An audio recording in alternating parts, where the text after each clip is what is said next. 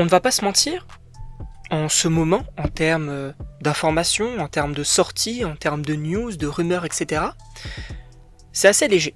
On va pas se mentir, c'est assez... Il n'y a pas forcément grand-chose non plus à évoquer. Mais, justement, en cette période un peu... légère finalement, il y a quand même, tout de même, il faut le rappeler, les différents teasers d'Avengers Doomsday. Bien évidemment, bonjour à toutes et à tous, je suis très content de vous retrouver pour une nouvelle vidéo. Sachez que oui, aujourd'hui on va parler du troisième teaser d'Avengers Doomsday. On avait déjà parlé de celui sur Captain America, donc Steve Rogers, celui également sur Thor. Et maintenant, on va parler de celui des X-Men. Puisque oui, du coup, donc ce teaser est sorti cette semaine. Et j'ai adoré. Et alors, premier degré, j'ai adoré parce que on sent que... Enfin, en tout cas, je sens personnellement qu'ils veulent bien faire les choses concernant ce film-là. Déjà, au niveau de la communication, je trouve que c'est assez réussi, le côté de... Voilà, on va mettre différents teasers sur quelques persos pour bien, du coup, montrer du coup à quoi le film va ressembler. J'aime bien ce côté-là. Mais également au niveau des personnages.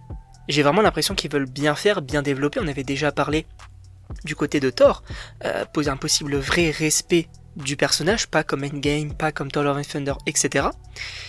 Là, on a du coup le retour donc, de Charles Xavier, le retour de Magneto, quel plaisir. Sir Ian McKellen, quel plaisir, parce que en vrai Charles Xavier on l'avait déjà revu du côté de Doctor Strange 2, donc à la limite, voilà, on l'a déjà revu en quelque sorte.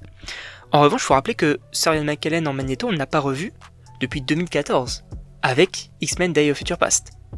C'est la dernière fois qu'on l'a vu en tant que Magneto. Donc oui, c'est un petit plaisir de le revoir, bien sûr. Sachant que ce qu'il faut évoquer aussi, c'est Cyclope. Et quand je vous parlais de la dérespect de personnage, pour moi on y est totalement. Parce que Cyclope, je suis désolé, mais c'est pour moi le pire personnage de la saga des X-Men du côté de la Fox. Tout simplement parce que, alors c'est peut-être pas le plus mauvais en termes de développement et tout, mais en fait Cyclope c'est un personnage qui est tellement intéressant, tellement, enfin c'est le leader d'équipe, c'est Cyclope finalement. Et sachez que dans les comics, Cyclope est beaucoup plus développé que Wolverine. Là ils ont essayé du coup de faire les choses différemment dans cette saga des X-Men, avec notamment le côté de voilà on va mettre beaucoup plus Wolverine en avant, ça va être lui le personnage principal, mais Cyclope est vraiment à l'écart et ne sert pas à grand chose. Là pour le coup, en une scène, c'est déjà meilleur que tout ce que j'ai vu dans la saga des X-Men. Je suis désolé. Et en plus de ça, oui, il a le costume, oui, il a l'air en colère, à genoux. D'ailleurs, pourquoi est-ce qu'il le serait ? Tout simplement parce que, vous savez, du coup, quand ils ont annoncé les X-Men, ils n'ont pas annoncé, je crois que c'est Famke Janssen, je dis pas de bêtises, du coup, l'actrice de Jean Grey de la première trilogie des X-Men.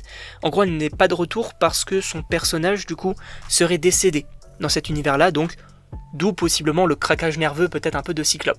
C'est peut-être assez intéressant.